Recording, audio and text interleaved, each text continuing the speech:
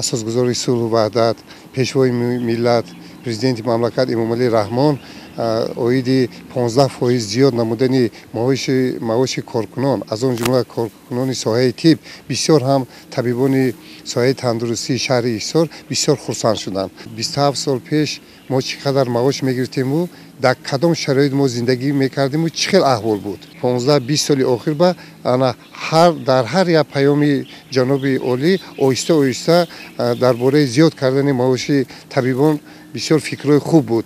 در حقیقت معاش ما خیلی زیاد شده است. این شهادت تنجی مملکت، آسایشتگی مملکت، انا شهادت استقلالیت مملکت می باشد و همچنین این معنی آن دارد که اقتصادیات مملکت زینه به زینه رو به بهبودی نهاده ایستاده است. یک اقدام گرفتیم که پیش از زیاد شوی تو امروز در هر یک جماعت دهاتی که در 12 شهر جماعت دهاتی که در شهر فعالیت میکند واخوری ها گذراندیم.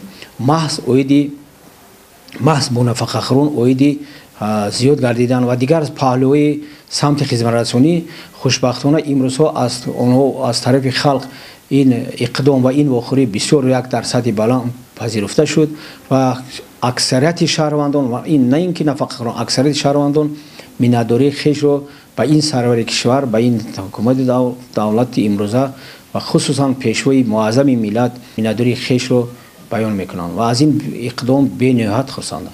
معاچون ایسار امروزها بیشتر فکر و ذکرشان در بهتر کردن صفت تحصیلات است.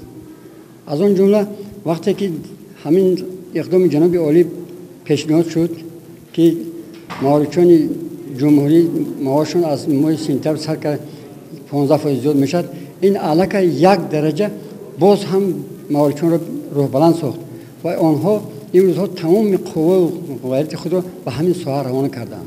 وقتی که معاش بلند است، وقتی که امکانات های اقتصادی بلند است، برای بهتر شدن صفت تحصیل، برای کار کردن آموزگاران امکانات های وسیع فراهم می‌آید و این چیز امکانات می‌دهد که ما امروز معاشون بیشتر رو به جامعه بیاریم، رو به تعلیم و تربیت نسل نوست بیاریم.